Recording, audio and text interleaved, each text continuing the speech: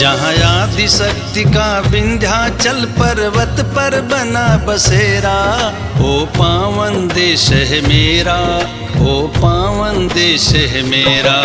जहाँ आदि शक्ति का विंध्याचल पर्वत पर बना बसेरा, ओ पावन देश है मेरा, ओ पावन देश है मेरा। माँ शारदे, माँ शारदे, माँ शारदे, माँ शारदे। जय माँ, जय माँ।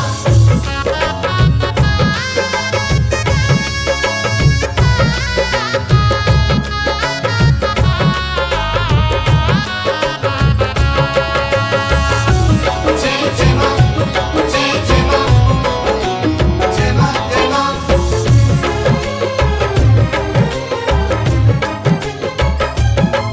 माँ कामाख्या का पूरब में लगता हरदम जयकारा,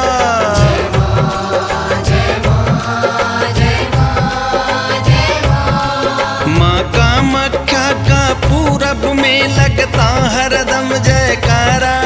जहाँ पश्चिम में मुंबा देवी बहती सागर की धारा, बहती सागर की धारा। जहाँ सूरज चंदा दिन और रात में रोज लगाए फेरा, ओ पावन देश है मेरा, ओ पावन देश है मेरा। जहाँ आदि शक्ति का विंध्याचल पर्वत पर बना बसेरा, ओ पावन देश है मेरा, ओ पावन देश है मेरा। माँ शारदे, माँ शारदे, माँ शारदे, माँ शारदे।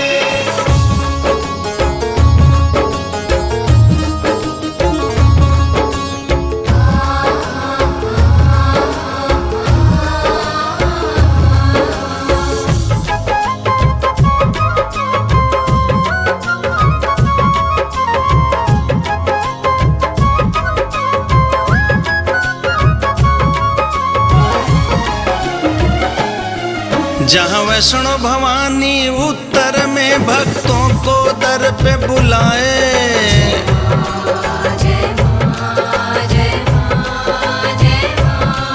जहाँ वैष्णो भवानी उत्तर में भक्तों को दर पे बुलाए। दक्षिण में माँ मीनाक्षी भी ममता का रस बरसाए, ममता का रस बरसाए।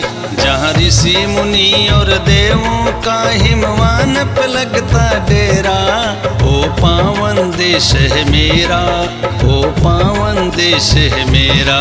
जहाँ आदि शक्ति का विंध्याचल पर्वत पर बना बसेरा, ओ पावन देश है मेरा, ओ पावन देश है मेरा। माँ शारदे, माँ शारदे, माँ शारदे, माँ शारदे। जय माँ, जय माँ।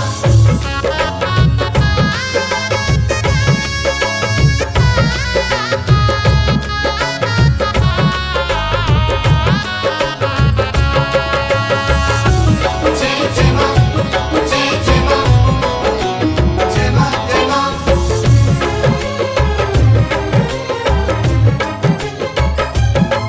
जहाँ नवरात्र में दुर्गा जी दुष्टों को मार भगाए,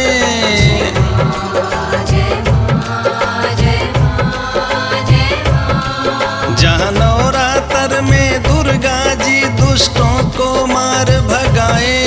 जहाँ आसमान से देवगण भी श्रद्धा के सुमन बरसाए, श्रद्धा के सुमन बरसाए। जहाँ बादल बनकर छाए काली माँ के केस का घेरा, ओ पावन देश है मेरा, ओ पावन देश है मेरा। जहाँ नीम के डाल पे झूला लागे शाम हो चाहे सवेरा, ओ पावन देश है मेरा, ओ पावन देश है मेरा। जहाँ आदि शक्ति का विंध्याचल